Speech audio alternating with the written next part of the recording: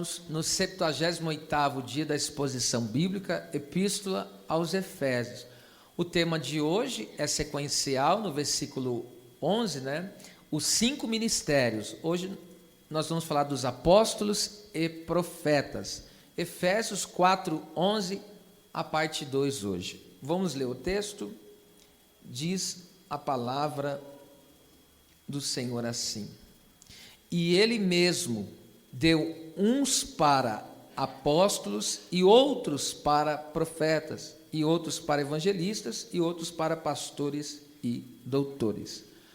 Pode ocupar o assento. Dentro do que já temos visto, que os dons ministeriais não são títulos, mas uma função de liderança que funciona em um presbitério. E esses homens, que podem ser chamados de homens dons, foram dados por Cristo à igreja, como servos que atendem à vontade de Deus e trabalham junto com o Senhor para o desenvolvimento espiritual do corpo, de cada membro, no caso do corpo de Cristo, e a manutenção da unidade. Hoje, em específico, faremos uma descrição daqueles que Deus estabeleceu primeiramente na igreja, que são os apóstolos e profetas. Isso está escrito lá em 1 Coríntios 12, 28. Deus estabeleceu primeiramente os apóstolos e depois os profetas. Veja só o texto, versículo 11, que nós temos abordado. Hoje é a parte B do versículo. E Ele mesmo deu uns para apóstolos e profetas. Primeiro, por que os apóstolos e profetas são estabelecidos por Deus primeiramente? É uma pergunta, né? Porque tanto judeus como gentios, que no caso é a igreja, são edificados sobre o fundamento dos apóstolos e profetas, de que Jesus Cristo é a pedra principal da esquina, ou a pedra angular. Efésios 2:20, nós já vimos isso algum tempo atrás. E também está escrito em 1 Coríntios 3:11, está escrito que ninguém pode pôr outro fundamento além do que já está posto, o qual é Jesus Cristo. E que é esse fundamento? Que tem a ver Jesus como fundamento? Ou seja, toda a igreja é edificada nele. A igreja é edificada em Jesus Cristo. Esse é o fundamento do profeta e dos apóstolos, que Jesus Cristo é a principal pedra da construção. Então nós somos construídos em cima de Cristo, que Jesus é Deus, se fez homem, tomou a forma humana. Jesus cumpriu seu ministério terreno de poder, foi sepultado, foi crucificado e sepultado. Ele depois ressuscitou, está à destra do Pai.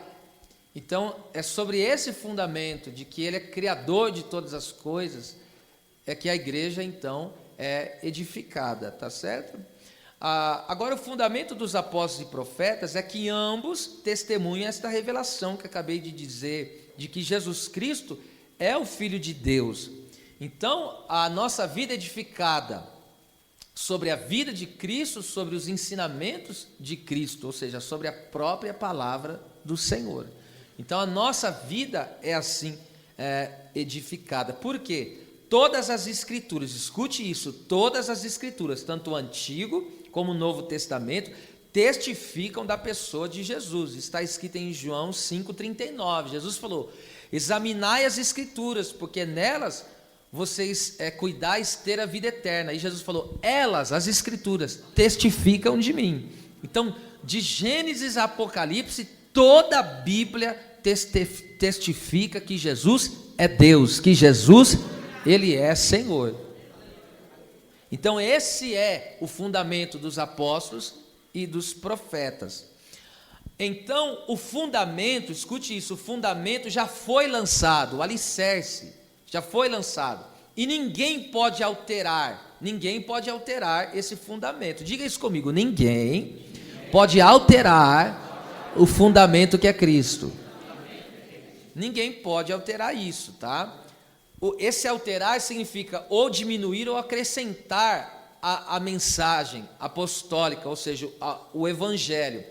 Em Gálatas 1:8, esse texto você conhece, diz o apóstolo Paulo defendendo aqui a sua autoridade apostólica, mas ele dá uma declaração aqui muito profunda. Ele diz assim, ó: ainda que nós mesmos, ou um anjo do céu, veja, vos anuncie outro evangelho, além do que já vos tenho anunciado, seja esse anátema. Anátema é amaldiçoado, é condenado à destruição. Olha que Paulo falou, ainda que eu mesmo, ele falou, ainda que eu mesmo pregue uma outra mensagem que vocês já, que não seja que vocês já receberam, ou seja, vocês não podem aceitar. Então veja como que ele falou, se eu pregar outra mensagem, vocês não devem aceitar. E ele fala, ainda que vinha um anjo do céu, porque você sabe que a maioria das falsas religiões sempre vem com essa história. Um anjo apareceu para mim, a Bíblia já está dizendo, o fundamento já está posto. Não pode adulterar a mensagem. Tá certo? O fundamento que aqui já está posto. Pode vir com revelação diferente, pode vir com mensagem diferente, pode vir o que for. A mensagem não pode ser diminuída nem acrescentada. Tem que ser do jeito que está aqui, não pode colocar uma vírgula e nem tirar uma vírgula. Já está posto o fundamento, tá certo, meus irmãos? E ainda mais, eu percebo isso aqui em Apocalipse 22, 18 e 19, isso é importante, ó, por que não pode ser alterado? Depois deixa preparado Deuteronômio 13, do 1 ao 3, que eu esqueci de pôr aí. Porque eu testifico, João está dizendo isso, a todo aquele que ouvir as palavras da profecia deste livro, que é a palavra de Deus, que se alguém lhes acrescentar alguma coisa, Deus fará vir sobre ele as pragas que estão escritas nesse livro. Então, é proibido o quê? Acrescentar. Ninguém pode acrescentar uma vírgula nas escrituras, não pode colocar um tiozinho que seja, ele não pode. Olha só ainda o versículo 19, isso chega a ser, 19 de Apocalipse, isso chega a ser impressionante, ó. E se alguém tirar quaisquer palavras do livro dessa profecia, Deus tirará a sua parte da árvore da vida e da cidade santa que estão escritas neste livro. Então não posso nem tirar e nem acrescentar, ou vice-versa. Outra coisa também, então essa é a mensagem apostólica, tá certo? Eles receberam a revelação de que Jesus é o Filho de Deus, eles receberam uma mensagem direta a respeito de Jesus, e os apóstolos, no caso os 12 mais Paulo, andaram com o próprio Jesus, viram o próprio Jesus. Paulo teve uma revelação direta, né? Mas os outros andaram, conviveram e tal, então eles receberam direto do Senhor a mensagem, eles foram comissionados pelo próprio Cristo, vai e sejam minhas testemunhas, e hoje nós carregamos essa mensagem apostólica, que para nós está aqui na nossa mão a mensagem, tá? É a palavra do Senhor.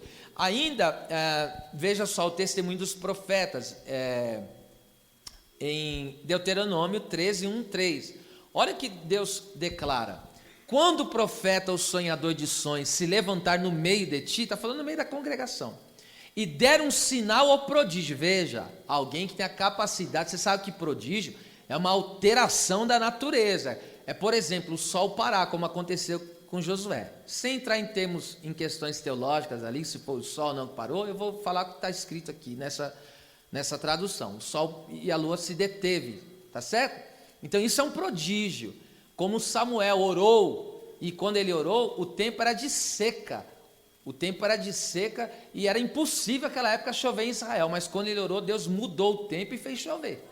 O que é isso? Isso é um prodígio, meu amado, tá? Jesus caminhando por cima das águas, prodígio.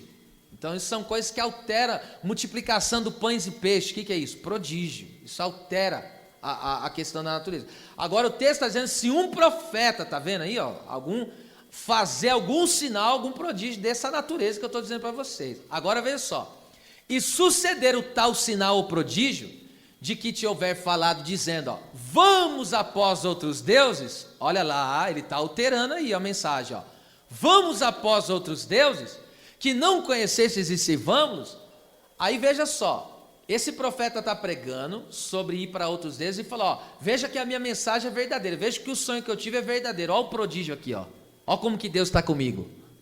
Aí a pessoa vê aquele maravilha acontecendo e fica espantada, né? Só que se aquilo que ele está fazendo, aquilo que ele está falando, está contrariando essas escrituras, eu posso receber ele? Como de Deus, como verdadeiro? Não. Porque, olha só, versículo 3, porque o fundamento já está posto. Não ouvirás as palavras daquele profeta, o sonhador de sonhos, porquanto o Senhor vosso Deus vos prova. Veja só, Deus testa a fidelidade do seu povo, para saber se amais o Senhor vosso Deus com todo o vosso coração e de toda a vossa alma. Quem é as pessoas que dão ouvido a esses falsos, no caso aí, profetas? É aqueles que não se entregaram de todo o coração ao Senhor. Então eles vêem qualquer manifestaçãozinha ali. Irmão, pode chegar alguém aqui e fazer chover milagre. Se ele contrariou a palavra, como diz o ditado, chuta que é macumba. Sai fora dessa coisa ruim aí, tá? Você vê no versículo 3, não ouvirás as palavras deste profeta, porque o Senhor está vos provando. Então, lembrando, uma coisa é importante aqui, lembrando que o inimigo pode distorcer a palavra de forma gritante. Por quê? De forma gritante. Irmão, está claro que a gente só pode adorar o Senhor Deus, a gente não idolatra homens, imagens de escultura. Então, para alguém que tem um conhecimento da palavra, se prostrar diante de outros deuses, isso é gritante. Isso é um erro gritante. Mas o inimigo não só trabalha com esses erros gritantes, ele trabalha com a sutileza. E como que ele trabalha com os erros que aparentemente parecem ser pequenos? Ele trabalha na sutileza, no sapatinho de veludo, como a gente costuma dizer. E como que é assim? Como que ele trabalha? O inimigo pode usar a própria palavra. Ele pode usar a própria palavra para apoiar os seus próprios enganos. Como que ele usa a palavra? Distorcidamente. O diabo fez isso com Jesus. Ele pegou em Mateus 4, 6 e 7, ele falou, está escrito, olha o que ele pega, está escrito, e não está escrito mesmo o que ele falou? Está escrito no Salmo 91, Deus dará ordem aos seus anjos para que não tropece em pedra e não caia. Então o inimigo usou a palavra, mas usou de que forma? Distorcida. Então existem pessoas que eles pegam para apoiar o seu erro, ele tira o texto do contexto e aplica aquela palavra, mas aí ele tira todo um contexto que há, aí ele pega só aquele versículo isolado. O diabo é expert em fazer isso. Então a gente não pode isolar um texto da palavra de Deus para justificar os nossos erros, jamais. Quem trabalha assim é o adversário. Mas alguém pega e fala, não, mas está dando resultado, tem gente sendo curada, mas está distorcendo a palavra. Rejeite ele. Ele tem que ser rejeitado, porque Jesus também rebateu o inimigo com a própria palavra da verdade. No seu contexto, não tentarás ao Senhor teu Deus. Tá certo? Então eu tenho que usar a palavra dentro do seu contexto. Agora veja, se o fundamento dos apóstolos e profetas é que Jesus é Cristo, já está posto e não pode ser alterado, ainda assim, é uma pergunta, pode hoje existir apóstolos e profetas? Já que o fundamento já foi lançado, Jesus é o fundamento, Jesus é o nosso alicerce, tá certo? A palavra de Deus já foi dada pelos apóstolos e pelos profetas, nós temos a Bíblia Sagrada já em nossas mãos e não vai tirar e nem acrescentar mais nada daqui. Então, diante disso, pode existir apóstolos e profetas hoje? Pode existir? A grosso modo, sim. Não existe mais apóstolo como os 12 que foram chamados diretamente por Cristo, sem contar Judas, que ele se perdeu, contando Matias e mais Paulo, tá? E profetas em que os seus ensinamentos não existem mais, né? Esses apóstolos desse calibre, que os seus escritos e os seus ensinamentos, as suas profecias sejam tidas como divinos. Então não existe mais, se chegar alguém aqui e falar, eu sou apóstolo, eu recebi um ensinamento, Jesus apareceu para mim e me deu um ensinamento. Você pode crer nesse apóstolo? Não, o cânon sagrado já foi fechado. Apareceu um profeta e falou, eu tive uma revelação extraordinária. Deus me levou lá no céu e mandou acrescentar isso aqui à Bíblia. Eu posso aceitar essa palavra? Não, tá certo? Isso aí é totalmente contrário. Então o cânon sagrado, as escrituras, já foram estabelecidas, tá? Como nós já temos aqui dito. Então, nesse sentido, não existe mais apóstolo e profeta, nesse sentido, que os seus ensinamentos, as suas profecias são canônicas, são tidas como inspiradas, como que palavra infalível de Deus. Esses não existem mais. Hoje os homens podem errar nas suas colocações, podem errar nas suas falas, até alguém verdadeiro pode errar numa mensagem, pode errar numa profecia, pode, porque ele é falho. Mas esses homens aqui que escreveram a palavra, você não consegue achar um erro. Por quê? Porque é a própria palavra do Deus Todo-Poderoso. Não há uma falha, não há, ela é perfeita, a palavra de Deus. E nós podemos ver isso, eu vou dar 2 textos, o primeiro é 2 Timóteo 3,16, que Paulo fala, toda a escritura inspirada. A palavra inspirada é telpneustos, que significa respirado por Deus. Então a palavra é a própria vida de Deus em nós, tá? E outra, esse texto eu vou ler, 2 Pedro 1,21, isso é importante. Veja só que tremendo, porque a profecia, essa palavra aqui que nós temos em mão, nunca foi produzida por vontade de homem algum. Isso aqui não é coisa de homem. Mas os homens santos, Deus usou os homens santos de Deus para falarem. Eu gosto daquela tradução, não precisa pôr não, mas tem uma tradução que fala, eles foram movidos, aqui inspirado também, mas movidos pelo Espírito Santo. Então esses homens de Deus, no Antigo, no Novo Testamento, eles foram movidos, eles foram inspirados pelo Espírito Santo. Por isso o Espírito Santo usou cada um em sua característica, cada um em sua limitação, porque cada um tinha uma limitação no seu entendimento, no seu vocabulário, e o Espírito Santo usou cada um na sua condição que tinha. Só que nenhum contém erro, nenhuma fala contém erro, nenhuma palavra contém uma poeirinha de erro, porque foi o próprio Deus que tomou a mente, que tomou as mãos daqueles homens, e eles tanto falaram verbalmente como colocaram a palavra escrita aqui, e aqui nós temos hoje em nossas mãos. Mas o ministério apostólico e profético continuam em sua atuação como dom de Cristo à igreja. Então o ministério apostólico e profético continua na sua atuação como dom, tá certo? Agora vamos lá trabalhar, agora chegamos no apóstolo. Vamos falar sobre os apóstolos. O nome aqui, apóstolo, significa, é o substantivo, significa mensageiro, alguém enviado com ordens. O apóstolo é a mais alta ordem na escala de ofícios do ministério do Novo Testamento. Perceba isso aqui. Em Atos capítulo 8, a Bíblia fala do evangelista Filipe, que nós vamos falar dele posteriormente. Ele evangelizou toda a Samaria, só que ele não lançou os fundamentos naquela cidade. Por quê? Ele não tinha o dom apostólico. Ele mandou chamar Pedro e João, os apóstolos. Está escrito em Atos capítulo de número 8, versículo 14 em diante. Então os apóstolos foram enviados lá, Pedro e João, e eles lançaram qual o fundamento? O fundamento doutrinário. Por isso que a Bíblia diz em Atos 2,42, que a igreja perseverava no quê? Na sã doutrina dos apóstolos. E qual é a sã doutrina dos apóstolos? Vida, obra e ensinamento de Jesus. Essa é a nossa doutrina, tá certo? Então a igreja perseverava nisso.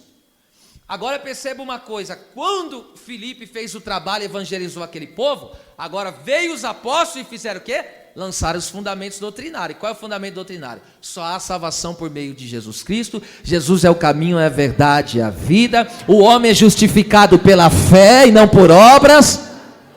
E assim vai. Agora eles foram e lançaram o fundamento ali na igreja, conforme nós vemos lá, tá certo? Então os apóstolos lançam esse fundamento doutrinário e estabelece aquele povo como igreja do Senhor. Aí eles estabelecem, essa aqui de fato é a igreja do Senhor, porque está construída, está edificada no alicerce, no fundamento chamado Jesus Cristo. Aleluia. E os apóstolos, escute só, são os apóstolos também que provêm adequada liderança espiritual. nós lemos semana passada em Tito 1,5, que Paulo, o apóstolo, ordenou àquele que tinha o dom ministerial, no caso pastoral, que era Tito. Tito era um pastor. E Paulo delegou a autoridade para ele. Veja, um apóstolo delegou a autoridade e falou para ele: você estabelece presbíteros de cidade em cidade. Entendeu aí? Então essa autoridade é delegada. Então somente um apóstolo pode lançar os fundamentos doutrinários, tá certo? Veja como que é importante a posição aqui apostólica. Hoje no nosso ministério, quem seria o apóstolo? Nosso pastor presidente é o apóstolo. Por que você acha que aonde inaugura a igreja ele está lá? Ou ele manda um representante? Porque ele tem que lançar o fundamento. Eu posso estabelecer aqui outros pastores? Posso, mas porque foi me dado uma autoridade delegada. Pegou aí o mistério ou não? Eu falei, isso aqui é outro nível, tá? De vida cristã. Agora veja só, já fizemos aqui a distinção daqueles que são chamados apóstolos do Senhor Jesus Cristo. Judas fala que esses 12 aí no caso, e Paulo, eles são chamados apóstolos de Jesus Cristo.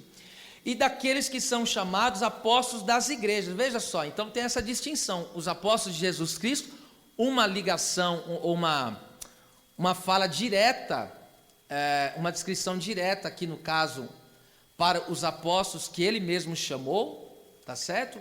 E também agora existem os apóstolos da igreja, que é aqueles que atuam com um dom apostólico. Veja só em 2 Coríntios 8, 23. Essa tradução está embaixadores aí que você vai ler, mas a palavra é apóstolos, que um apóstolo é um embaixador. Que é um embaixador? A maior autoridade de um país. Tá? É a maior autoridade representativa do seu país. Pode deixar aquela mesmo de embaixador. Olha só agora o versículo. Quanto a Tito é meu companheiro e cooperador convosco. Quanto aos nossos irmãos são, olha lá, embaixadores aqui, apóstolos das igrejas e glória de Cristo, tá? Então existem os apóstolos, no caso aqui, da igreja. Os verdadeiros apóstolos devem mostrar as suas credenciais, tá certo? Então, hoje tem o dom apostólico, ele continua, mas a pessoa tem que mostrar suas credenciais apostólicas. Não é qualquer, ia falar o nome que Deus não deixou.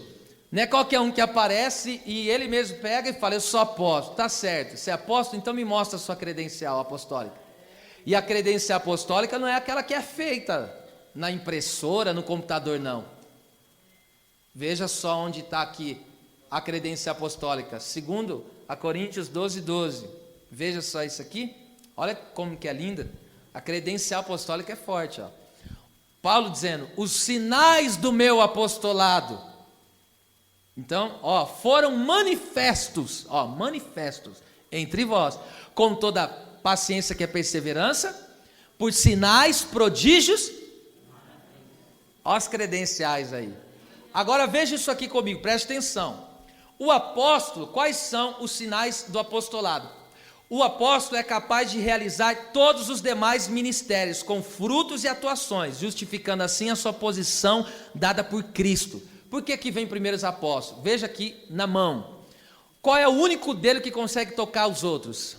O polegar, o dedão aqui, tá certo? Esse dedo aqui é o único que consegue tocar em todos. Por quê? Porque só o apóstolo consegue atuar como profeta, só o apóstolo consegue atuar ao mesmo tempo. Ele é apóstolo, atua como profeta, atua como evangelista, atua como pastor e atua como mestre.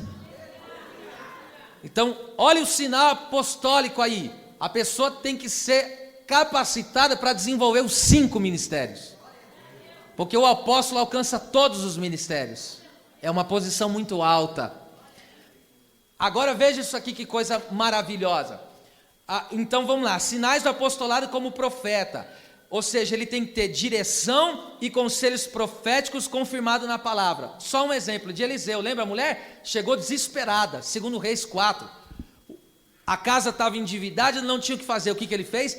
Conselho e direção proféticos, apoiados pela palavra de Deus. O que Eliseu falou? Vai, pede vaso emprestado. O que é isso? Tem que ter comunhão com o teu vizinho. Tem que ter comunhão com o teu próximo. Aí o que faz? Vai lá, entra no teu quarto, fecha a porta. Tem que ter intimidade com Deus. O azeite não multiplicou lá? E ela não foi, não pagou a dívida, não acertou a vida dela? Isso é o dom profético. Agora, como evangelista, o evangelista é aquele que trabalha com curas, sinais e libertações. Então a pessoa, se ele tem um dom apostólico, ele trabalha como profeta e como evangelista também. Tem que ver no ministério dele curas, libertações de pessoas oprimidas pelo inimigo e muitos sinais.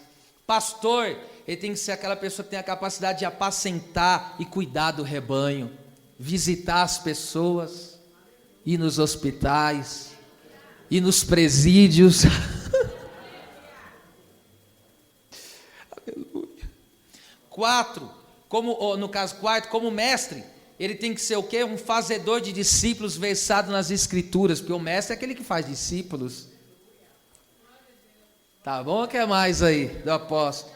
Os apóstolos também são autorizados por Cristo para curar enfermos, limpar leprosos, ressuscitar mortos e expelir demônios. Está escrito em Mateus capítulo 10, versículo 1. Jesus deu autoridade para os apóstolos para expulsarem demônios e curarem toda a enfermidade. E o versículo de número 7 e 8, aí ele diz assim: curai os enfermos, limpai os leprosos e ressuscitai os mortos e expeli os demônios. Então essa é a autoridade apostólica. Tá bom? O que mais? Outra, a mensagem dos apóstolos é centrada em Cristo. Vamos lá, 1 Coríntios 2:2. Porque nada me propus, Paulo dizendo, a saber entre vós, senão a Jesus Cristo e esse crucificado. Olha o que Paulo diz: eu nada propus saber, a não ser Jesus Cristo. Jesus Cristo era o centro da pregação dos apóstolos. Sabe o que eu aprendo aqui? Até que as pessoas compreendam e creiam no Evangelho, não há nada mais a ser dito. Enquanto as pessoas, olha, nada me propus saber, enquanto não entender que Jesus é o centro, que Jesus é o Senhor, que Jesus é a razão de tudo, não tenho nada para falar mais. Aleluia! Então a mensagem apostólica estava o que? Centrada na vida de Jesus, vida, obra e ministério do Senhor Jesus. Então a mensagem apostólica é centrada em Jesus, tá certo? Não em homens, não em coisas terrenas e etc, e etc. Outra, os apóstolos sofrem por amor a Cristo. Esses apóstolos, se a gente chegar para eles, só falar isso, me mostra a marca de apóstolo aí sua aí. Porque Paulo falou, eu trago no meu corpo as marcas de Cristo. Esses apóstolos de hoje em dia aí não tem marca não, viu? Vamos ver isso aqui, ó. 2 Coríntios 4:11. Olha lá que texto lindo. E assim nós, os apóstolos, né, ele está dizendo que vivemos, estamos sempre, olha, não é de vez em quando, é sempre entregues à morte. Olha lá, por amor de Jesus, para que a vida de Jesus se manifeste também em nossa carne mortal. Escute isso aqui. Os apóstolos sofriam e ainda sofrem hoje, os apóstolos verdadeiros, e no caso esse é o chamado da igreja, sofrer por amor a Cristo. E por que também esse é o chamado da igreja? Sabe por quê? Porque está escrito, no caso aqui, antes de eu falar por quê, a palavra entregues aí no grego é paradidomi, que significa entregar nas mãos de outro. Sabe onde essa palavra é encontrada? Quando Jesus foi entregue na mão dos malfeitores para ser crucificado. Em Romanos 8:36, o que Paulo fala lá? Nós somos entregues à morte todos os dias. Todo dia ele fala, na verdade, né? Todo o dia fomos reputados como ovelhas para o matadouro. Sabe o que o apóstolo Paulo está querendo dizer? Eu sofro, mas eu sofro por amor a Cristo. Eu pago o preço pela salvação das almas. Eu sofro lutas, perseguições, mas é tudo por amor ao meu Senhor. Então eles não amavam a própria vida, porque um dia falaram para Paulo, porque o Ágapo, né? O Ágapo pegou e profetizou. Paulo, mostrou uma situação ali e falou: vão prender esse homem aqui, que vai para Jerusalém. E Paulo falou: eu não tenho a minha vida por preciosa, conquanto que eu cumpro o meu ministério. Ele estava querendo dizer, em outras palavras, em relação a Cristo, eu estou pronto não só para viver, eu estou pronto para morrer também. Se eu ter que morrer por amor a Cristo, pela causa do Evangelho, estou aqui, eu vou morrer pela causa do Evangelho. Está vendo só, irmãos? Agora veja só coisa linda, Estevão sofreu por amor, e ele verá o fruto de sua obra. Estevão, ele tinha esse dom apostólico, tá? Morreu como um diácono, mas ele era um apóstolo. Estevão, ele tinha sinais e prodígios na vida dele. Ele viu Jesus assentado, ele viu Jesus de pé e o Pai ali assentado em seu trono de glória. Ele tem todas as credenciais de um apóstolo. Enfim, Estevão, eu gosto muito do Estevão, irmão. Pensa no... É que eu não vou ter, só se eu adotar mais um, mas dá até vontade, só para me dar um nome para ele, Estevão, de tanto que eu amo esse camarada. Eu tenho um amor por ele, vocês não fazem noção. Eu amo Estevão. Meu Deus, Deus me colocou um amor por esse homem que é tremendo, né? Porque ele revelou a vida de Cristo, por causa disso, tá? Por causa de Cristo. Ele revelou a vida de Cristo como nunca. Ele morreu como Jesus. Ele estava sendo apedrejado. E ele pegou e ora como Jesus na cruz. Senhor, perdoa eles. Não sabe o que faz. Estevão falou, não lhes imputes a este pecado. Na intercessão de Estevão, quem é que foi alcançado? Saulo, o Paulo, que nós conhecemos. Então já pensou se ele dissesse, Senhor, amaldiçoa esse povo? Olha onde ia estar Paulo nessa história. Mas veja, por amor ao Evangelho, por amor a Jesus Cristo, ele sofreu, se entregou. Aleluia. Vamos lá. Então, por existirem falsos apóstolos, isso está escrito lá em 2 Coríntios 11, 13 e 14, essa eu não vou ler, mas Paulo fala que esses obreiros fraudulentos, que assim mesmo se chamam apóstolos, e ele falou, mas não é de se maravilhar, porque o próprio diabo, ele se transfigura em anjo de luz. Ele fala isso, tá? Então, existem os falsos apóstolos, e por existir os falsos apóstolos, a igreja deve pôr eles à prova. Você sabia que a igreja tem que pôr à prova? Tem algumas pessoas que têm título de apóstolo aí? Não é. Tem um aí que até gosto dele, gente boa. Mas eu já olhei para ele outro dia no carro, tá? Fui levar ele na rodoviária, eu peguei e expliquei para ele, e aí ele entendeu. Falei, filhos, essas pessoas deveriam ter vergonha de ter esse título, porque eles têm como título, não como dom. Porque eu já disse, não se unge apóstolo, mas se reconhece o dom. Tá? Eu posso chamar, que nem eu reconheço o dom apostólico na vida do meu pastor, eu posso chamar ele de apóstolo, eu sei que ele não gosta, mas eu posso, porque de fato ele é. Deus já usou ele para ressuscitar mortos, ele já lançou o fundamento, Deus deu para ele um ministério, ele tem todo o gabarito, pastor Júlio, de um apóstolo, tá certo? Tem todo, e já cumpriu todos. Eu nunca vi, estou falando pessoalmente, eu nunca vi alguém sendo usado na área da libertação como o meu pastor. Eu nunca vi, irmão. Eu já vi aquele homem, eu estou dando glória a Jesus aqui, tá? Mas eu já vi ele expulsando expulsando demônio com o olho. Uma vez eu vi ele orando por alguém, ele pegou e fez um negócio assim com o olho, o demônio não se manifestou lá na mulher. Eu falei, Jesus amado. Eu falei, Senhor. Foi, irmão. Ele só pegou, ele fez um negocinho assim, abaixou o olho assim, como que dizendo, eu te vi aí agora. Na hora, irmão, eu falei, Jesus, eu estava de obreiro trabalhando, eu falei, desculpa aí. Falei, desculpa aí. Então vamos lá, Apocalipse 2:2. Olha só, tem que pôr à prova esses falsos apóstolos. Eu sei as tuas obras, e o teu trabalho e a tua paciência. Jesus falando para a igreja que estava em Éfeso, e que não pode sofrer ou suportar os maus, homens perversos. E puseste à prova os que dizem ser apóstolos e não são. Tu os achaste mentiroso, tá vendo? A igreja tem que pôr à prova essas pessoas que se intitulam apóstolos aí, tá certo? Alguém chegou e falou, eu sou apóstolo, me dá sua credencial. Quantos mortos já ressuscitou pelo teu ministério? Quantas igrejas você já abriu? Quanto você já sofreu pela causa do Evangelho? Cadê a centralidade de Cristo na tua pregação? Só aí já matou esse sem vergonha, porque eles não colocam Jesus no centro. Só aí já arrebentou, já era.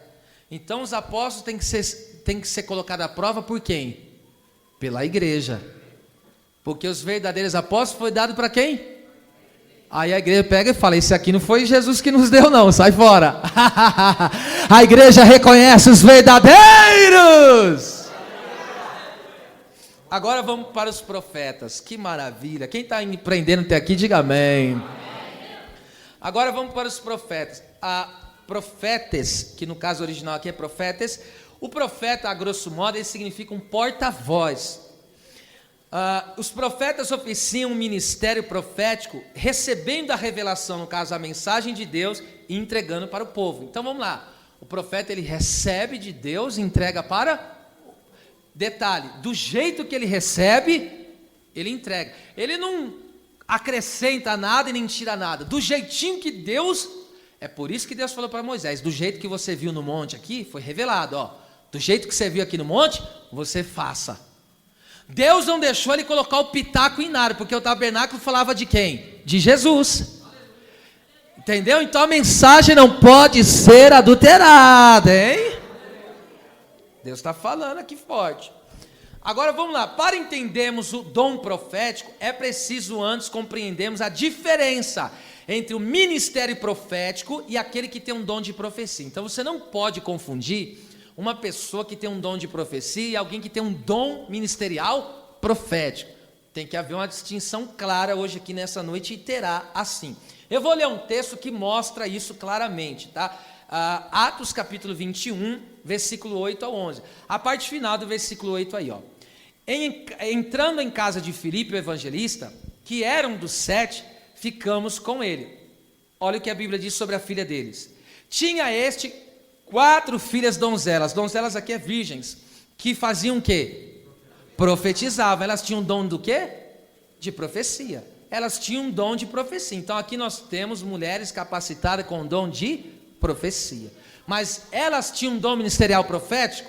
Está dizendo isso aqui? Não, elas só tinham um dom de profecia. Veja a diferença. Versículo 10 e 11. E demorando-nos ali por muitos dias, chegou da Judéia um profeta. Agora está diferente, ó. Um profeta por nome Ágabo. Esse profeta era tremendo.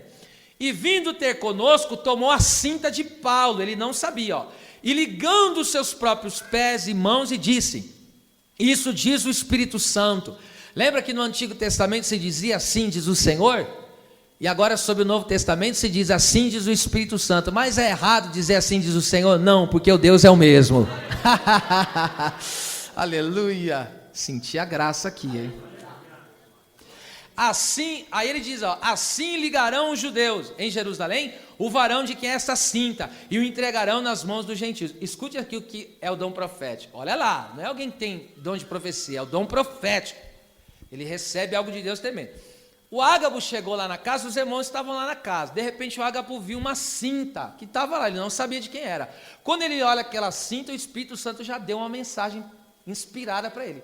Ele pegou a cinta, amarrou a mão, como diz o texto, amarrou o pé e falou: assim diz o Espírito Santo, amarrarão o homem de quem é essa cinta. Aí os irmãos começaram a chorar, porque era de Paulo. Mas aí onde Paulo diz aquela palavra: eu estou pronto por Cristo até para morrer. Não só para viver, eu estou pronto para morrer por amor a Cristo. Isso me emociona, gente. Agora veja só que coisa tremenda. Aqui há uma distinção clara entre o que tem um dom de profecia e aquele que tem um dom ministerial profético. Vemos as filhas de Filipe profetizando e vemos o Ágabo com dom profético. Ainda em distinção desses duas dimensões aí, o dom de profecia e o dom ministerial profético, ó, o dom de profecia é para todos. Diga isso comigo, é pedagógico. O dom de profecia é para todos. Está escrito em 1 Coríntios 14, 31. Diz lá: todos podereis profetizar. Paulo falou. Agora, o dom ministerial não é para todos. Paulo também diz em 1 Coríntios 12, 29. Ele fala: indaga os irmãos, são todos aí profetas? Claro que não. Então nem todos são profetas. Então o dom de profecia todos podem ter. Toda uma igreja pode ter o dom de profecia. Se fosse você, se alegrava, porque Deus pode te dar aí agora. Mas o dom profético não é todos que podem ter. Não é todos.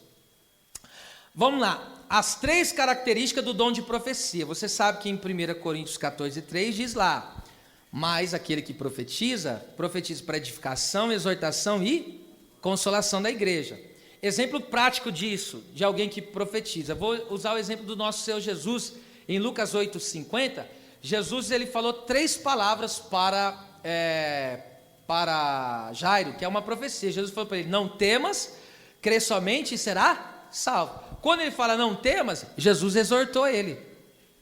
Quando Jesus falou crê somente, Jesus edificou ele. E quando Jesus falou será salvo, Jesus trouxe consolo para ele. Então aqui está um exemplo claro do que é uma profecia. Agora o dom profético, agora aquele que exerce o ministério profético.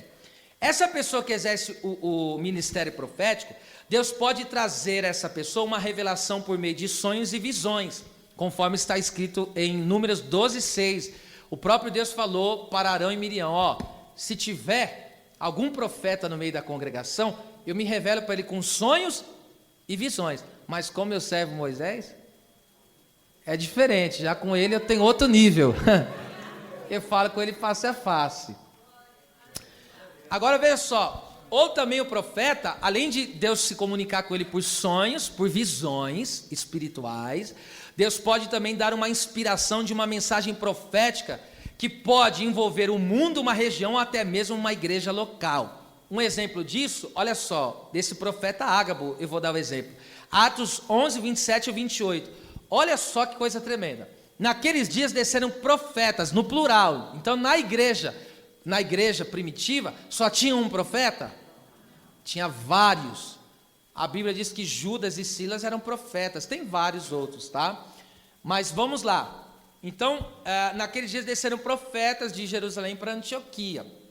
Versículo 28. E levantando-se um deles, por nome Ágabo, dava a entender, pelo Espírito, que haveria uma grande fome. Olha lá, olha o alcance da palavra profética desse homem. Alcançou o quê?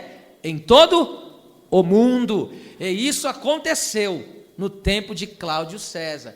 Então veja, um profeta, ele pode ser usado por Deus no seu exercício do dom ministerial, porque Deus não faz nada sem comunicar aos seus profetas. O que Deus faz na terra, Deus comunica aos seus profetas. Para quem não sabe, antes de acontecer essa pandemia, Deus usou um homem que tem um dom profético. Eu vi, aquele homem tem mesmo. E usou ele e falou, ó, num culto assim, pegou e falou, ó, vocês não se espantem com o que vão acontecer por esses dias, porque é algo que vai abalar o mundo. Não demorou meses, a pandemia estourou. Então Deus avisa por meio do dom ministerial profético. Aqui veja, aqui o alcance da palavra profética aqui é um alcance mundial. Olha só que autoridade que esse homem tem, meu amado. Ele recebe uma mensagem, Deus está falando com ele. Irmão, Deus deve satisfação para alguém? Mas quem que levantou o ministério profético?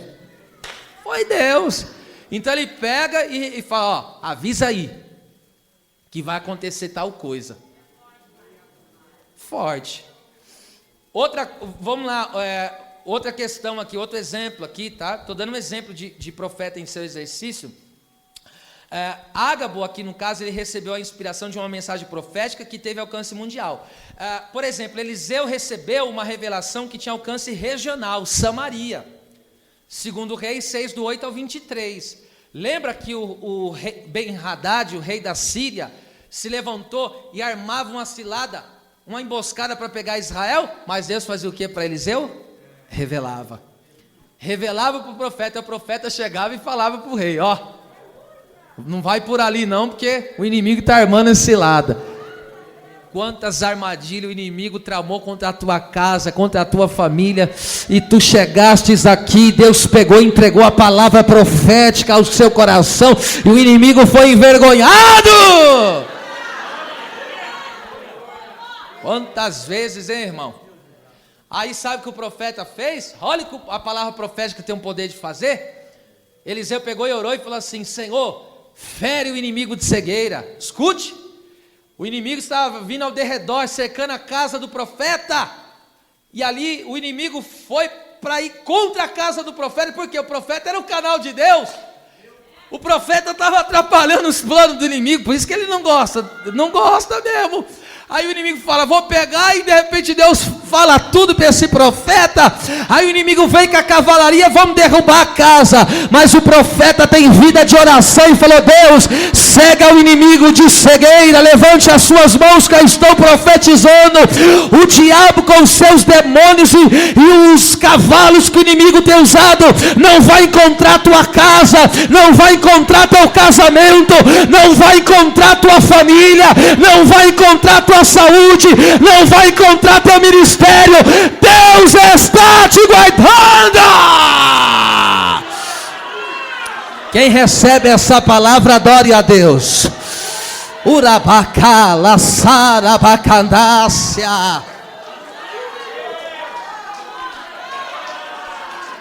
Aleluia. Eu profetizo pela esta palavra profética. A palavra é profética. Eu profetizo que todo o intento de Satanás, toda a armadilha do inimigo para tentar te derrubar, será frustrada hoje pelo poder da sua palavra. Ai, canai, capachaba tu preperia, camanasaio derebaxéria. Glória a Deus.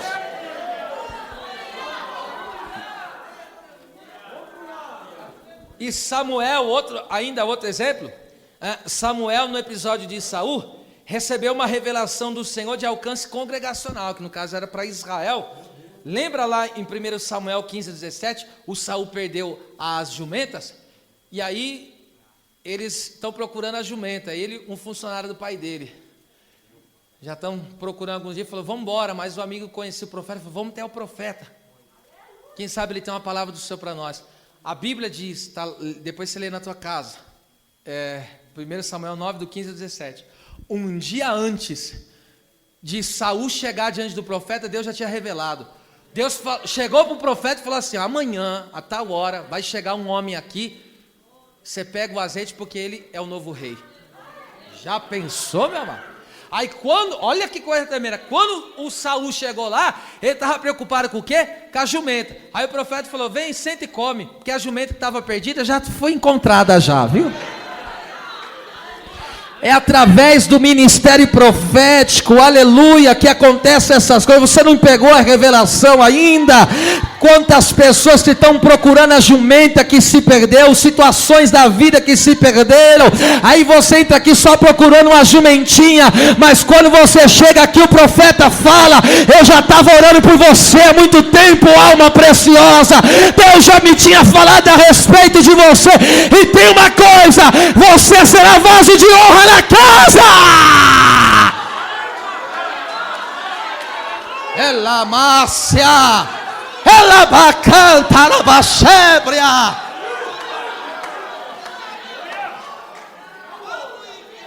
Glória a Deus. Aleluia. Um dia antes, ou seja, Deus está sempre adiantado. Oh. Aleluia. Em relação ao homem, né? Porque Deus é perfeito. Ó, você vê como Deus sempre está adiantado. Aí o inimigo pegou e falou, ixi, perdeu uma jumentinha. Aí está lá pensando, Saul está preocupado com a jumenta. Mas aquilo que preocupa Saul já está na mão do Senhor. E para cá, e para que serviu a perda da jumenta? Para te trazer para a unção, para te trazer para a unção, para te trazer para a unção. Ah, meu Deus, está descendo aqui, hein? Está descendo aqui. Está descendo aqui. Você não entrou aqui buscando a restauração da tua vida, do teu casamento? Isso aí já está na mão do Senhor. Você não entendeu ainda? Você não entrou aqui buscando restabelecer a tua vida, a tua profissão, sei lá que área da tua vida. Essa jumentinha aí já foi achada faz tempo. Deus criou uma situação só para te trazer para a unção dele na tua vida. Veja comigo, vamos lá adiante. O profeta é... 2 pontos, vamos lá. O profeta é um grande intercessor diante de Deus pelas almas e pela obra do Senhor. Nós podemos ver isso tanto em Abraão como também em Jeremias. Gênesis 20, versículo 7 diz: Abimeleque foi ferido com praga, e ali Deus falou para Abimeleque: Abraão rogará por ti. O profeta Abraão rogará, Deus chama ele de profeta, Abraão profeta, rogará por ti, e você sarará. Veja só. Então o profeta, ele é um grande intercessor pelas almas e também pela obra. Lembra Ló? Ló estava lá em Sodoma e Deus ia destruir aquela cidade, mas estava lá Abraão intercedendo por ele. Então aquele que tem o exercício do ministério profético é um grande intercessor. É como Jeremias. Isso aqui é de chorar. Porque, sabe por que eu digo? Porque em Jeremias 7,16, olha o coração do homem, meu Deus, do ministério profético. Deus falou para Jeremias 7,16, Deus falou: ó, não ore mais por esse povo, não ora mais, porque eu não vou te ouvir. Só que ele não conseguia parar de orar. Deus falou: eles vão ter que passar pelo cativeiro, eu não vou mais te ouvir, Jeremias, por causa desse povo. Que sentimento é esse, hein, irmão? Mas ele estava lá chorando, por isso que ele é chamado de profeta chorão, de tanto que ele chorava por aquele povo. Aí o povo: tem uma palavra de Deus para nós, profeta. Aí ele abria a boca e falava: a palavra é essa, se vocês não se arrepender, não se converter, vão para o cativeiro. Aí o povo batia nele, o povo jogava ele no calabouço. Tem profeta? Ou tem palavra? Qual que é a palavra? Se não se arrepender dos pecados, vai para o cativeiro. E ele não deixava de interceder, ele chorava para que o povo se arrependesse. Que profeta, Jeremias, irmão, foi um dos grandes profetas. E sabe por que ele foi um grande profeta? Porque um dia, escuta isso aqui, porque Jeremias, você não vê muitos sinais na vida dele, ele tinha mais aquela mensagem tremenda.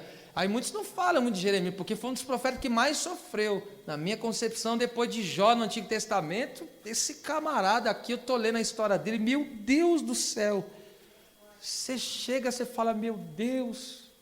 Agora escuta isso aqui, esse servo do Senhor aqui, oh meu Deus, ele foi persistente, ele lutava de tal maneira, conforme já disse aqui, não abria mão de jeito nenhum daquele povo, lutando e guerreando. É um sentimento verdadeiramente de... falando sobre a grandeza de Jeremias, um dia Jesus perguntou para os discípulos: que dizes que tu és? Alguns dizem que tu és Jeremias. Compararam ele com... Está vendo por que ele foi um grande profeta? Porque Jeremias foi comparado com Jesus.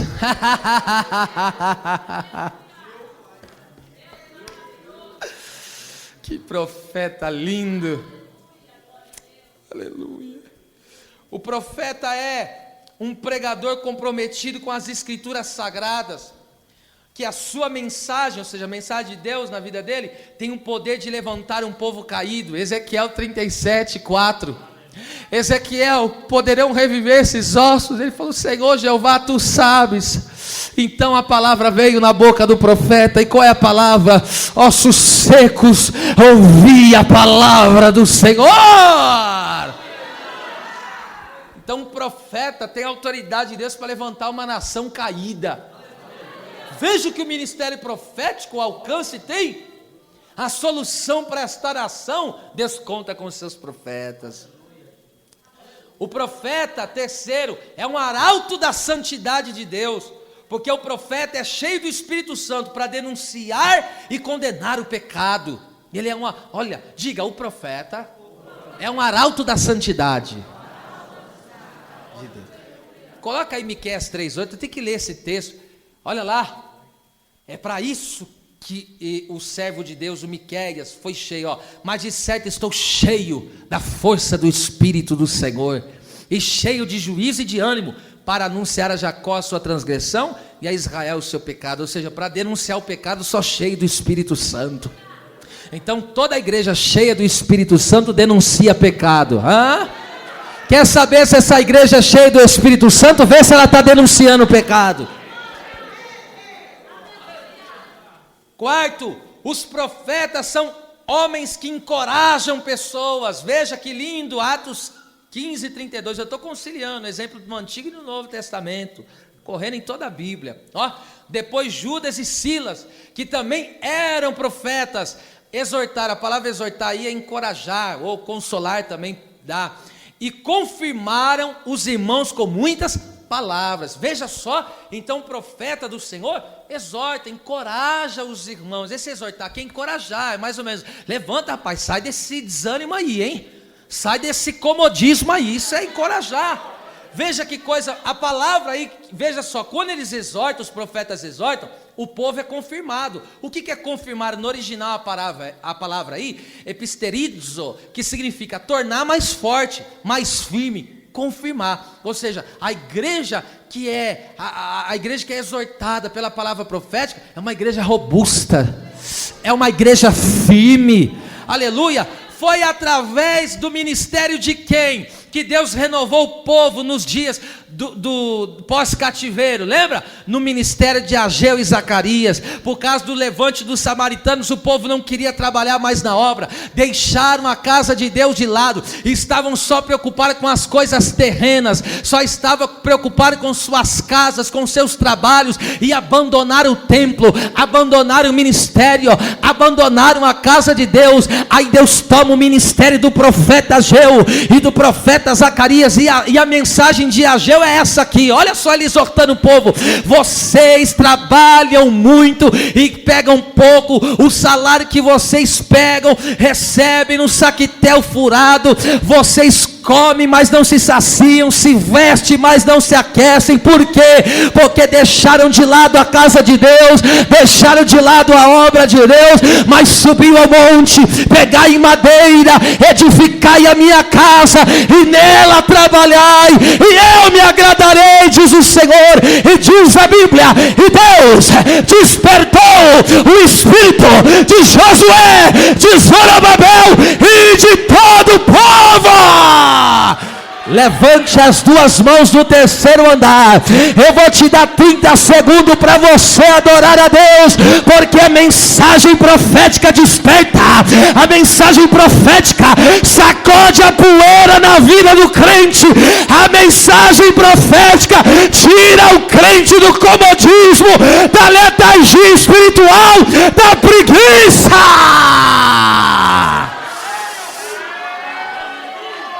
Aleluia, anarrácia, camanda comanarachanda, porque se deixar a preguiça pega, se deixar você não ora mais, eu não oro mais, se deixar lá vontade tu não jejua mais, se deixar lá vontade não vem nos cultos mais. Mas aí tem a mensagem profética: levanta, ora, jejua, para de preguiça e vem para o culto.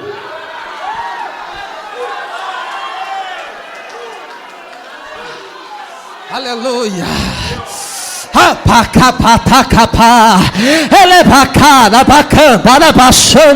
Só quem sente a presença de Deus, se regozija-te, orando em línguas estranhas, regozija-te, adorando ao que vive para todo sempre. Darácia, cantarabachai, eramácia, coraganai, chocobi, daracanta, alabacominara, canderébia. Eu vejo Deus despertando o ministério profético, ainda está em atividade, ainda está em atuação. Deus nesta noite desperta, a começar os ministros do altar, e Deus desperta toda a sua igreja.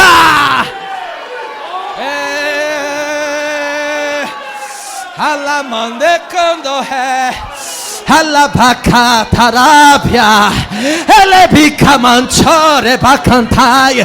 Joga essa desculpa de lado, joga esse engano de lado, receba a palavra profética. Meu Deus.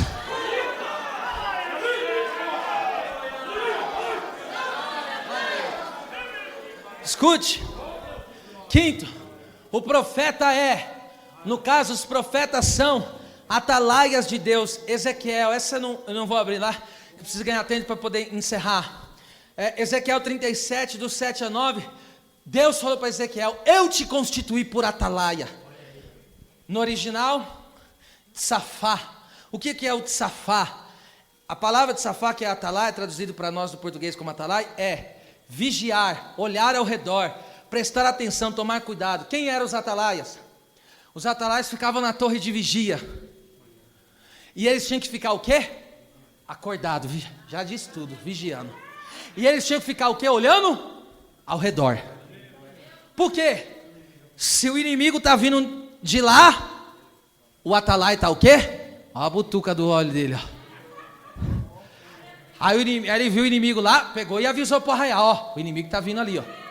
Aí o arraial se arma, ninguém é pego de surpresa.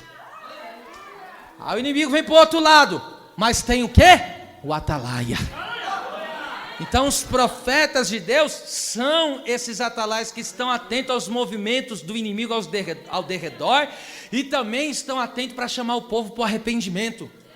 Porque Deus falou nesse texto que eu citei, Ezequiel 37, do 7 ao 9, Deus falou para Ezequiel: se eu der a palavra para você e você não falar para o ímpio que ele vai morrer nos pecados, se você não falar, o sangue dele vai ser requerido de você, vai cair na tua cabeça. Mas se você falar, Ezequiel, a pessoa que morrer no pecado dela, aí o sangue vai sobre a cabeça dela mesmo. Então a responsabilidade do ministério profético é esse, é denunciar, é chamar o povo para o arrependimento. E está atento, o atalaia não pode dormir. Por quê? Porque se ele dormir, o inimigo se infiltra no meio. Em que momento que Jesus falou que o inimigo joga o joio? Que momento? Na calada da noite, quando há sono, ele fala: dormindo, chega o inimigo e joga joio. Por isso que a igreja nunca dorme, porque os 5 ministérios estão ligados. O ministério profético nunca dorme, aleluia. Porque quando o profeta dorme, não dorme, porque até em sonho Deus está falando com ele lá.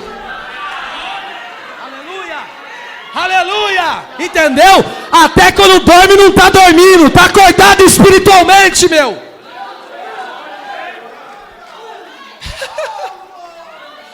Dorme nada. Sexto, vamos, agora aqui, ó, dobra atenção, vamos lá que eu já vou para a conclusão. Dobra atenção que aqui é quentíssima. Sexto, os profetas são fiscais de Deus e da obra. Escute, o profeta é fiscal. Você já viu o que o fiscal faz, né? Vem com um produto adulterado para ver. O que é o fiscal? Ele olha se isso aqui é verdadeiro, se está certinho. Já está dizendo, fiscal. Agora escute isso aqui. Os profetas são fiscais de Deus e de sua obra. Veja só isso. 1 Reis 4, 2, do 4 a 6. Escute, irmão. E disse Jeroboão a sua mulher. Jeroboão era um homem ímpio de Israel, rei ímpio. Levanta-te agora, disfarça-te. Olha lá, disfarça-te. Para que não conheça que és mulher de Jeroboão, e vai a Siló. E eis que lá está o profeta Aias, o qual falou de mim que eu seria rei sobre este povo. Ou seja, só ficou com a parte boa do negócio, mas se converter que é bom nada. Versículo 4. Tem muito Jeroboão, só vem aqui e recebeu que vai reinar, que vai, a empresa dele vai prosperar. Aí a hora que está reinando, continua na vida porca ainda, né? Aí, esses caras de pau, ou tanto homem quanto mulher, aí o que eles fazem? Aí de repente ele vai lá, pede oração por mim lá. Jeroboão era desses aí, E a mulher de Jeroboão assim fez. E se levantou e foi a Siló, e entrou na casa de Aías, né? E já Aías não podia ver, mas tinha visão. Porque os seus olhos estavam já escurecidos por causa da sua velhice. Versículo 5. Porém o Senhor disse a Aías: eis que a mulher de Jeroboão vem consultar-te sobre o seu filho, porque está doente. Assim lhe falarás, E há de ser que entrando, olha lá, ela fingirá ser outra. Antes de eu aplicar, segura essa. Isso sucedeu que ouvindo Aías, o ruído, só o ruído. Porque essas pessoas disfarçadas a gente conhece pelo ruído, o andar deles.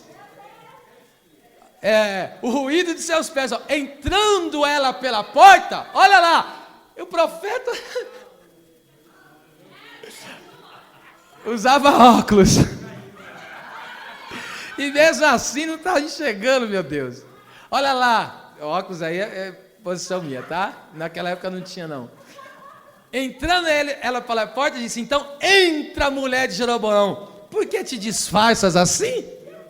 Imagina, pois eu sou enviado a ti com duras novas. Agora pega isso aqui, gente. Quantas são as pessoas que entram no templo e querem se infiltrar no meio da igreja, mas estão disfarçadas? Se disfarçam para não serem identificadas o que de fato são. São lobos devoradores, são narcisistas, são egocêntricas, pessoas egocêntricas. E aí o que elas fazem? Ou seja, são pessoas que vivem e buscam, só vivem pela o seu bel prazer, egoisticamente vivem buscando Deus, só buscam a Deus por causa própria, tá certo? Só visam o reino dele. Essas pessoas não querem lutar pelo reino de Deus, mas por seus próprios reinos particulares. Mas onde tem profeta, as máscaras caem. Escute, onde tem profeta, Davi não reina em adultério. Aleluia, diga glória a Deus pela palavra. Onde tem profeta, Geazi não exerce ministério pela avareza. Onde tem profeta, Ananias e Safiras não dissemina mentira no meio da congregação. Ananias e Safira veio querer ganhar nome. Pedro falou: ei, Ananias e Safira, a igreja tem dom profético. Você deixou Satanás encher o teu coração. Você não mentiu ao homem, mentiu ao Espírito Santo. Meu Deus. E ainda mais, escute isso. Onde tem profeta, nem Simão, ex-mágico, corrompe a mensagem. Eu estou falando de Atos 8, quando Simão, ele trabalhava com artes mágicas. E aí ele pegou, Filipe pregou e ele disse que se converteu, até desceu as águas. Mas de repente viu Pedro e João colocando as mãos sobre os irmãos sendo batizados com o Espírito Santo. Aí ele pegou e viu aquilo e falou: pera lá. E eles viram a manifestação, o fogo, as línguas. Ele falou: peixe, pera lá. Aí já logo, ele já fazia as mandingas dele lá. Extorquia o povo, só por questões materiais. Enganava o povo, iludia, vendedor de ilusão. Aí ele vê uma manifestação externa. O que já logo ele pensou? Pera lá, vou dobrar meu capital agora. Se aonde eu colocar a mão, os outros começar a fazer essas manifestações aí, vão crer que eu sou. Aí ele chegou para Pedro assim, ó: ô Pedro, vamos fazer um negócio entre eu e você? Me dá esse dom aí, que eu pago o que você quiser. Aí Pedro, na palavra profética, falou: teu dinheiro corrupto seja para você. Porque você pensa que o dom de Deus, a posição de Deus se compra com dinheiro?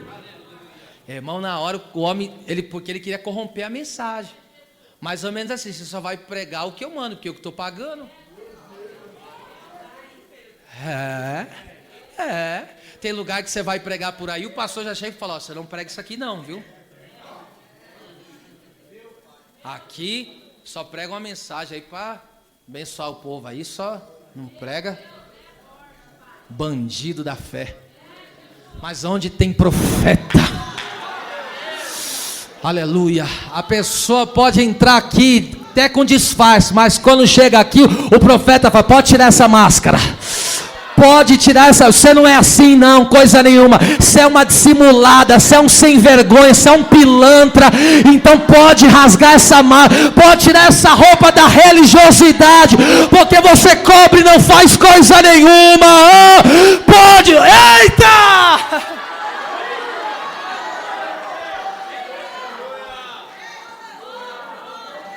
Agora pegou aqui, hein? Aí tem aquelas pessoas que fazem aquela cara fingida. Aí é como tem aquelas pessoas que não é profeta, coisa nenhuma. Aí eles fazem aquela cara fingida quando sabe que tem alguém que tem dom de profecia. Aleluia. Aí engana quem tem um dom de profecia. Mas quem é profeta engana coisa nenhuma. Está lá chorando sem vergonhice. Está no pecado, está errando, está se levantando, está falando mal. Aleluia. Não tem que profetizar bênção não. Tem que levar para o arrependimento. Confessa o teu pecado.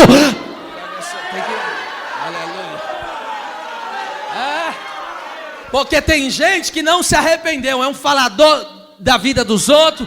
Tem gente que não se arrependeu, traz raiz de amargura. Aí chega alguém, aí chega lá, aquela pessoa vai e coloca a mão e fala: ai, Deus vai te dar vitória. Vai dar vitória coisa nenhuma. Vai se reconciliar, vai pedir perdão, rapaz. Olha o disfarce caindo aí, ó. Eu me levanto da palavra profética aqui agora. O espírito da mulher de Jeroboão será desmascarado no poder da revelação da palavra.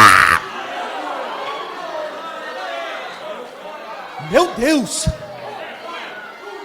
Olha aí. Aleluia. Eu não caminho assim por causa disso, eu não faço isso por causa daquilo. A mensagem profética comendo solto aqui hoje. Aleluia. Aleluia. Vai ficar se enganando até quando? Arranca esse disfarce aí, meu. Arranca esse disfarce hoje. Eu estive orando, porque antes da palavra vir aí, irmão, pensa que eu apanhei o dia inteiro hoje. E estou feliz por isso. Aleluia, eu falei: papai, não tem como deixar uma poeirinha no coração, não dá. Não dá para deixar uma poeirinha, porque a luz da palavra ilumina. E o Espírito Santo fala: isso aqui tem que arrumar. Isso aqui tem que arrumar. Isso aqui tem que arrumar. Isso aqui tem que arrumar. Meu Deus do céu, irmão. Não tem como deixar. Aí você vai acessando a consciência, você vai olhando o coração e fala: vixe, tem jeito não. O coração chega a acelerar aqui, irmão. É muito forte essa mensagem. Então, olha a posição do profeta. Agora veja se a gente tem uma congregação cheia de mulher de Jeroboão. O que não vai ser? Todo mundo mascarado, disfarçado. Aí vem aqui põe a roupa de crente, mas saiu daqui. Aqui dentro a conversa dele é de crente, mas saiu lá fora, palavrão e daí para frente. Aqui dentro ele vem até de vez em quando toma uma ceia. Mas saiu daqui é só pinga que rola. Aqui ele consegue ver no telão os versículos, mas sair daqui vai ver pornografia na internet. Olha aí, olha aí. Esse disfarce tem que acabar, irmão. Esse disfarce tem que acabar, em nome do Senhor Jesus Cristo, tem que acabar. Vamos lá, para a gente concluir esse mistério aqui, tá? Deus é contra os falsos profetas. Perceba, eu vou ler eu só vou ler, não dá tempo de eu comentar, porque se eu fosse comentar, aí vai dar outra mensagem. Vou fazer apenas uma leitura rasa, superficial, porque já explica o texto. Jeremias 25, 32. Quem está aqui ainda, diga amém. A glorificação está viva. Isso é a glorificação de quem está limpo, irmão. Vem comigo. Tenho ouvido o que dizem aqueles profetas. Deus falando para Jeremias. Por quê? Jeremias está falando, tem que se arrepender, porque senão vai para o cativeiro. Sabe o que os profetas estão dizendo? Não, Deus nos livrará de Nabucodonosor e da Babilônia. Vai ter paz. Olha os profetas mentindo, irmão. Olha lá, profetizando mentiras. E em meu nome, ainda usando o nome do Senhor, falando: foi o Senhor que me falou. E Deus falou: mas não te falei nada disso. Olha lá como que eles trabalham. Sonhei. Sonhei, eu tive, sabe, 2 vezes ainda, sonhei. Até quando sucederá isso no coração dos profetas que profetizam mentiras? E que são só profetas do engano do seu coração? Veja, o coração não foi regenerado, ainda tem engano no coração. e aquilo que sai do coração dele é enganoso, não é inspirado por Deus. Eu falei que eu só ia ler, ó.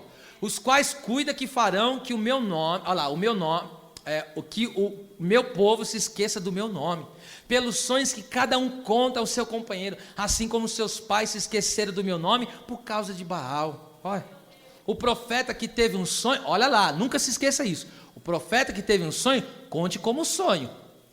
Não vem ter um sonho de barriga cheia e falar que é revelação. Sonhou? Não é todo sonho que tem interpretação. Às vezes você está pensando muito num negócio, aí você acaba sonhando mesmo. Então não vem a revelação que eu tive, vai fora disso aí, ó. E aquele em quem está a minha palavra, que fale a minha palavra. E fala de que jeito? Fala com verdade. Que tem a palha com trigo, ou seja, o falso profeta trigo, ou o falso profeta palha. E a mensagem verdadeira? Trigo, que sustenta, que alimenta. Diz o Senhor, não é a minha palavra como fogo? Diz o Senhor, e como um martelo que esmiuça a penha? Portanto, eis que eu sou contra os profetas, diz o Senhor, que furtam as minhas palavras, cada um ao seu companheiro. E eis que eu sou contra os profetas, diz o Senhor, que usam de sua língua e dizem, ele disse, eis que eu sou contra os que profetizam sonhos mentirosos, diz o Senhor, e os que contam e fazem errar o meu povo com as suas mentiras e com as suas leviandades. São pessoas irresponsáveis, estão levando as pessoas para o buraco. Pois eu não os enviei, nem lhes dei ordem, e não trouxeram proveito nenhum a este povo, diz o Senhor. Veja, Deus não falou para ele profetizar nada, Deus não falou para ele, irmão, aqui, se Deus falar para você entregar, entrega. Se Deus te der alguma coisa, se é Deus, agora essa coisa do teu coração, do teu espírito, para com isso aí. Para com isso aí, porque isso aí só traz contenda. Ezequiel 13, 1-8. Eu falei que isso aqui é só leitura, já estou encerrando. E veio a minha palavra do Senhor dizendo, filho do homem, profetiza contra os profetas de Israel, que são profetizadores. E diz aos que só profetizam o que vê o seu coração. Ouvi a palavra do Senhor. Assim diz o Senhor Jeová, e dos profetas loucos, sem entendimento, que segue o seu próprio espírito, e as coisas que não viram, não viu coisa, Deus está me mostrando, mostrou nada, o sonho foi de Deus, nada, coração enganoso, o que Deus chama esse profeta, os teus profetas, Israel, são como raposas no deserto. Sabe o que é raposa no deserto? Raposa cria toca, eles vivem intocados, e são nocivos e destrutivos às pessoas.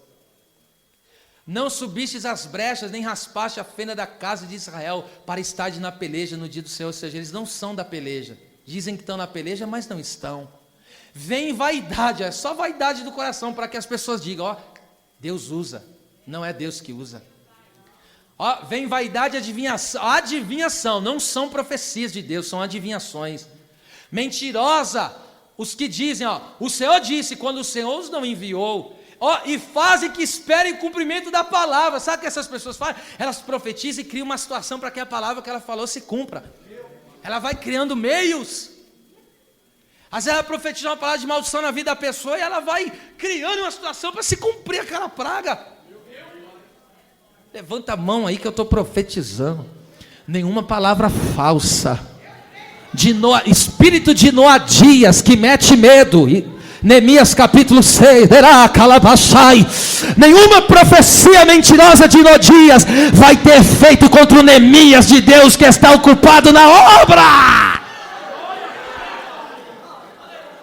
7. Vamos lá, não desanima não, hein, filho? Estou acabando aí. Não vedes visão, olha lá, não vedes visão de vaidade, não falais adivinhação mentirosa? Quando dizeis o Senhor disse, sendo que o tal não falei? Portanto, assim diz o Senhor Jeová, como falais vaidade e vedes a mentira, vaidade e mentira, portanto, eis que eu sou contra vós, diz o Senhor Jeová, todas as pessoas que brincam com esse dom profético, Deus é contra, porque um profeta, conforme eu disse, ele tem um poder de alcance do mundo. A palavra de um profeta, de água não alcançou o mundo? Um profeta como Ezequiel alcançou uma nação inteira. Como que você está brincando com coisa séria? Aonde essa mensagem correr, que se ouça essa palavra. Deixa eu falar. Esses pilantras de plantão que só vive extorquindo a noiva do cordeiro, brincando de revelar nome de RG, de CPF, de pessoas, e não prega a palavra, não denuncia o pecado. Seu pilantra sem vergonha, o Senhor é contra ti. Arrependa-te do pecado, arrependa-te. E ainda tem aqueles pastores mais corruptos, eu não sei qual é o pior. Sabe o que eles fazem? Vai lá e passa o lençol e divide metade, metade. Vai lá, o camarada põe, eles têm essa estratégia, põe a cadeirinha, senta a cadeira, aí as pessoas que não é doutrinada, que não é ensinada na palavra, como está sendo aqui, ó, aí ouve um fanfarrão desse aí, até chora.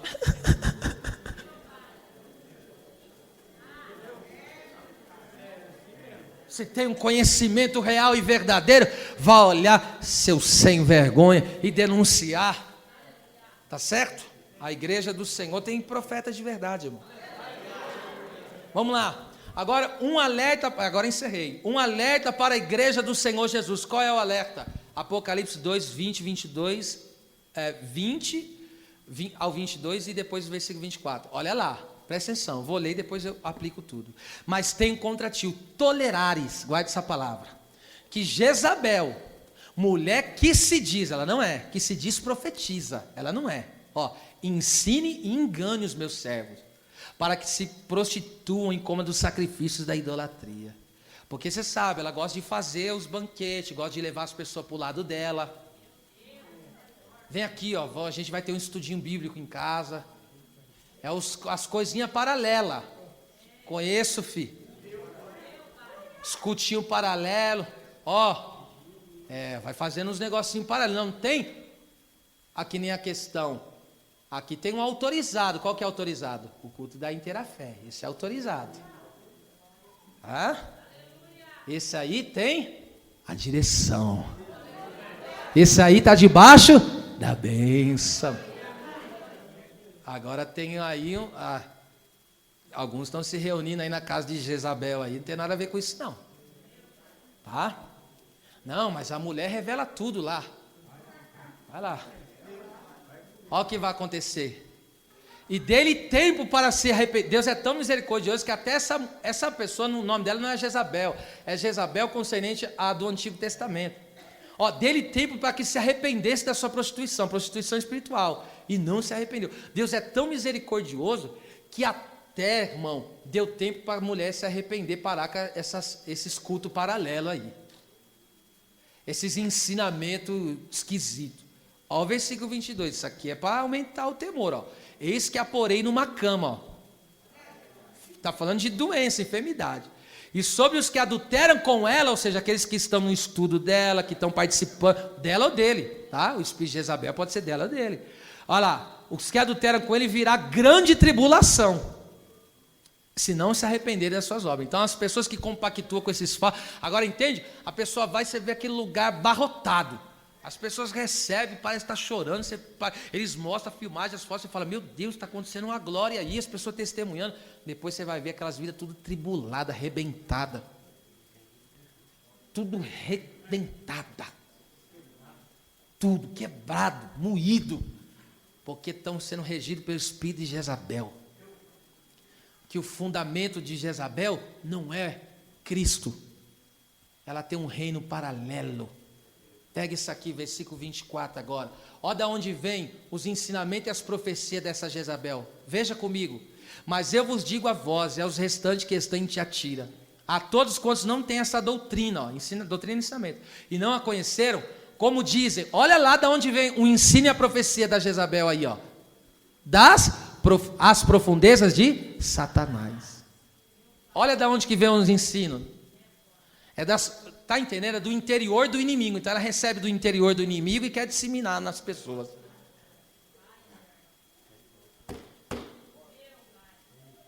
Mas agora o que Jesus falou? Olha lá, não toleres. O que é tolerar? A palavra tolerar no grego eao, que significa deixar, permitir que alguém faça algo que deseja. Então a igreja não pode deixar, a igreja não pode permitir, a igreja tem que se levantar como o arauto do Senhor, como a mensagem do Evangelho de Jesus, e dizer: aqui nós não toleramos espírito de Jezabel, aqui nós não toleramos culto paralelo, aqui nós não temos outro fundamento, aqui é Cristo que tem que ser louvado, é Cristo que tem que ser adorado. Agora encerrei, não tinha como ser menos que isso aí, eu tentei resumir o máximo que pude, mas foi isso aí mesmo, 1h30 de ensino, e se reclamar não estou nem aí. Aleluia, encerrei agora, para mim eu ia mais uma aqui, porque eu sei que tem, amém, aleluia, aleluia.